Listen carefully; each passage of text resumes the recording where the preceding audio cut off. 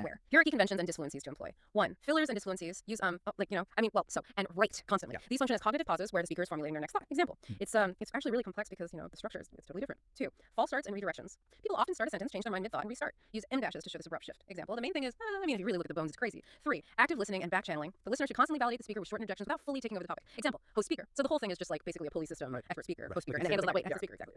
4. Colloquialisms and contractions. Avoid overly formal phrasing. Use gonna, cause, and frequent contractions. Example. You're gonna want to look at how it connects. 5. No ellipses. Never use a to indicate a pause. Use commas for short pauses and M dashes for cutoffs or abrupt changes in thought. 6. Conversational overlaps. Sometimes one speaker finishes the other's thought or jumps in quickly. Example, host speaker. Because if it was just one solid bone, it would just shatter. Yeah, absolutely. Expert speaker. By layering these elements densely throughout the script, the resulting TTS audio will sound like a genuine unscripted podcast dialogue rather than a formal lecture. Expert speaker. Natural notes. Imagine, just for a second, that human feet were exactly like the feet of chimpanzees or, orangutans. Oh, wow, okay. Right. Like picture yourself sitting at your desk right now. You could be underlining a dense textbook with your hands, and at the exact same time, you could be making flashcards using a pen gripped perfectly in your toes. I mean, that is a really fun visual. Oh, multitasker's absolute dream scenario, honestly.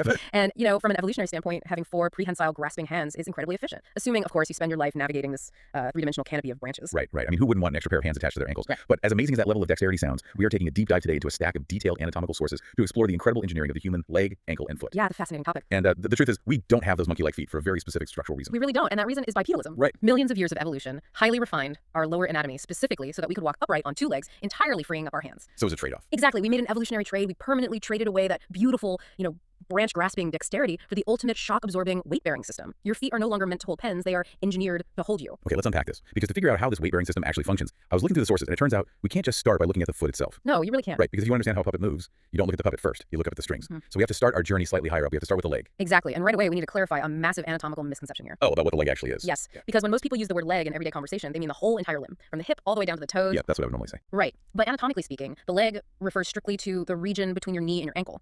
It does not include the thigh. That honestly tripped me up at first. So the thigh is just its own territory. The anatomical leg is strictly the shin and the calf area. Exactly. And structurally, I mean, it makes sense why the sources focus heavily on this region. Because if you think about the sheer amount of muscle required to propel a human body forward, you wouldn't want all that heavy muscle packed directly inside the foot. No, that would be terrible. It would be like wearing cinder block shoes. You'd expend so much energy just trying to swing your foot forward to take a single step. That is a brilliant point. It's actually a principle called swing mass. A wing mass, okay. Yeah, from a physics perspective, the further a weight is from the pivot point, which in this case is your hip and knee, the harder it is to swing. That makes total sense. So evolutionary engineering solved this by moving the heavy machinery up into the leg.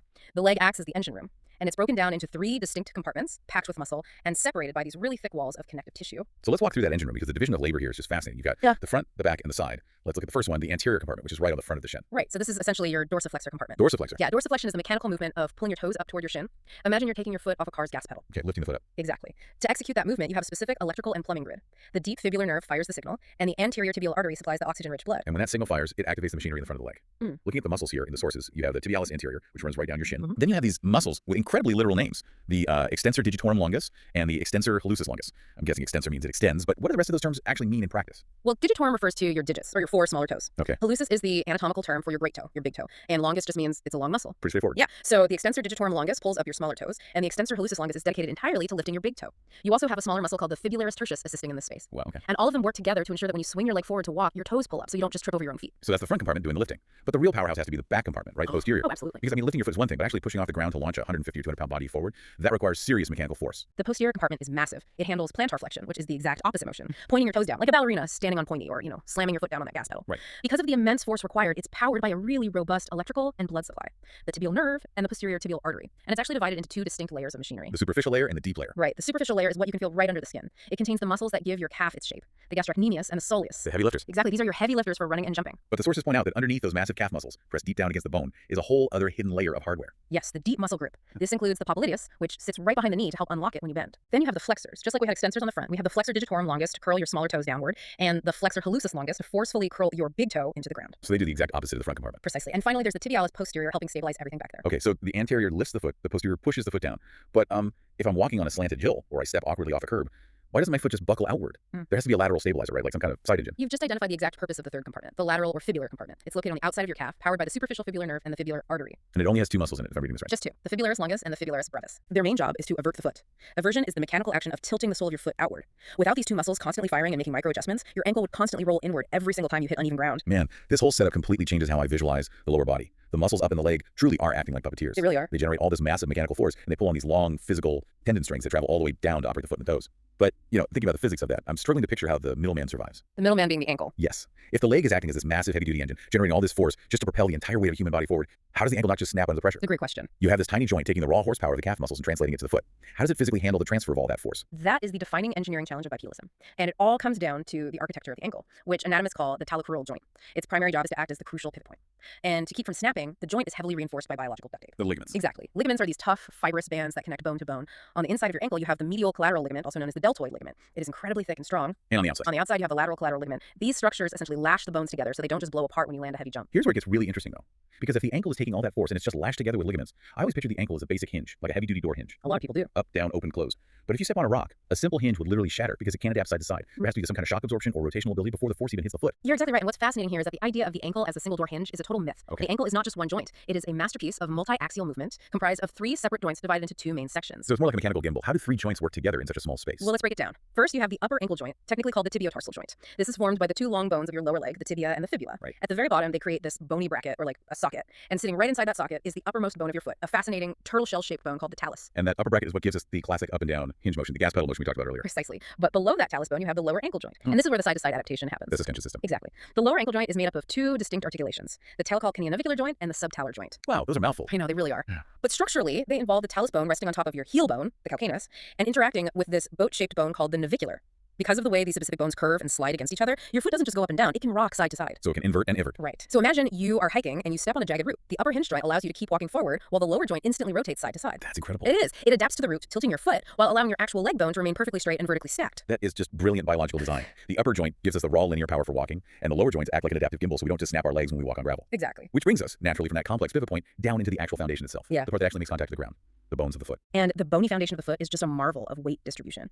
Do you know how many bones are in a single foot? According to the sources, there are 26 bones in each foot, meaning between both feet you have 52 bones. Yeah. That is nearly a quarter of all the bones in the entire human body just isolated in your feet.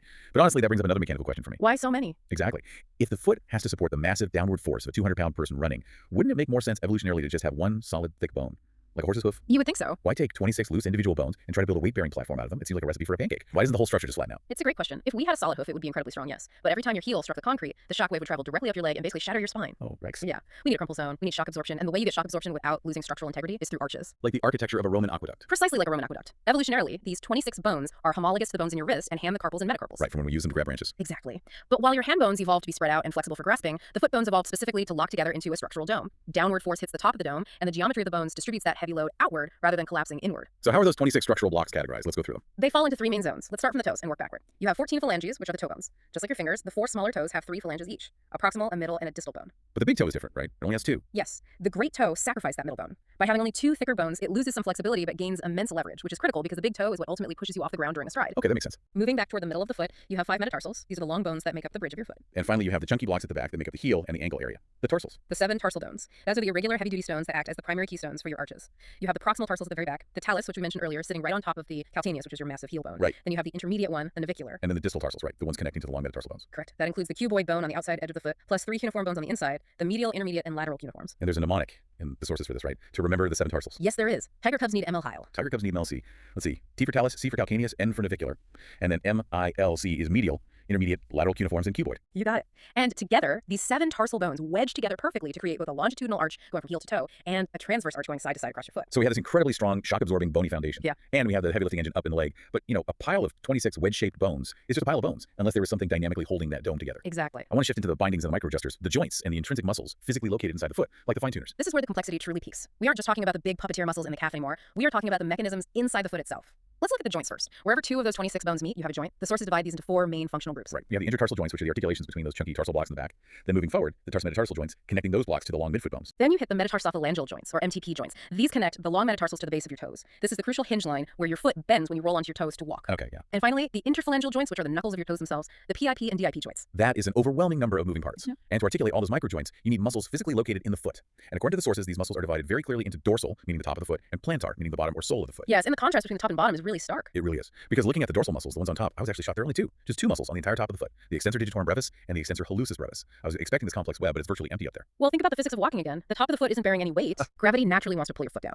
The top only needs just enough localized muscle power to help the leg tendons lift the toes up so you don't drag them on the concrete when you swing your leg. It doesn't need massive hardware. But when you look at the bottom of the foot, the plantar surface, that is a completely different story. The bottom of the foot is a packed neighborhood. Extremely packed. It bears the entirety of your body weight. The plantar muscles are organized into 3 distinct functional groups, separated by incredibly thick, tough bands of fibrous tissue called deep fasciae. Okay. The first group is the lateral plantar muscles. These act almost exclusively on your fifth toe, the pinky toe. Wait, a whole dedicated set of muscles just to control the pinky toe? That seems like overkill. You'd think so, but your pinky toe is actually crucial for lateral balance. It spreads the weight load on the outside edge of your foot. This group includes the abductor digiti minimi, the flexor digiti minimi brevis, and the opponens digiti minimi. Okay, so the pinky gets its own team. What about the rest of the toes? That's the central plantar group. This is the busy group. It manages the 4 lateral toes and includes the flexor digitorum brevis, the quadratus plantae, and a dense network of interosseous muscles that physically sit between the long bones to squeeze them together or fan them out. Gotcha. But the most fascinating muscles in this central group are the 4 lumbricals. What makes the lumbricals so special? Most muscles in the human body attach a bone to another bone, right? They pull across a joint. The lumbricals in your foot don't attach directly to bone. They actually attach to the tendons of another muscle. Wait, what? Specifically, they attach to the flexor digitorum longus coming down from the leg. Wait, they attach to other tendons, so it's a muscle pulling on the wire of another muscle. That's like a pulley system built inside another pulley system. Exactly. They act as dynamic tensioners. As the massive calf muscle pulls the main tendon string, these little lumbricals inside the foot can tighten or loosen that string mid-pull. That is wild. It really is. This allows for incredibly refined micro movements of your toes gripping the ground while you are mid-stride. That is mind-blowing. And I'm assuming the final group is dedicated to the big toe. Yes, the medial plantar muscles. Because the great toe is responsible for the final explosive push-off in every step you take, it requires a dedicated, powerful team. The abductor hallucis to pull it away, the adductor hallucis to pull it in, and the flexor hallucis brevis to curl it down. So what does this all mean? With all these pulleys, bones, joints, and muscles sliding and pulling against each other thousands of times a day under the pressure of hundreds of pounds, why doesn't the inside of the foot just physically wear away from the friction? If we connect this to the bigger picture, it's a genius biological solution.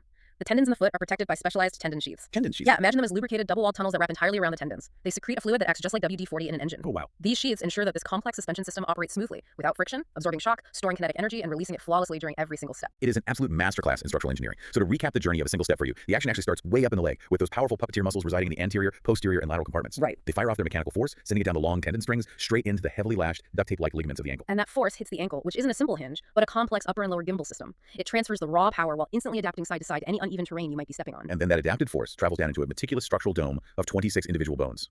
And rather than collapsing like a pancake under your body weight, those tarsal, metatarsal, and flange bones lock into a shock-absorbing Roman arch. Exactly. And that arch is constantly dynamically tensioned by a packed neighborhood of specialized plantar muscles, acting as your body's ultimate suspension system. It really changes how you think about something as simple as walking to the kitchen for a glass of water, doesn't it? And I want to leave you with a final thought to ponder, going all the way back to the evolutionary context we started with. Yeah, the chimpanzee feet. Right. If you take a moment to look down at your own feet right now, you aren't just looking at toes and skin, you are looking at incredibly complex, specialized tools. Your ancestors permanently sacrificed the ability to grasp branches, to hold things with their feet, just so you could walk upright. That is such a wild trade-off to think about. They gave up an extra pair of hands to build a biological suspension system that freed up your actual hands to manipulate tools and build the world around you. Every single time you take a step today, consider the millions of years of anatomical engineering and evolutionary trade-offs that went into making sure those 26 foot bones hold you up instead of letting you swing from a tree.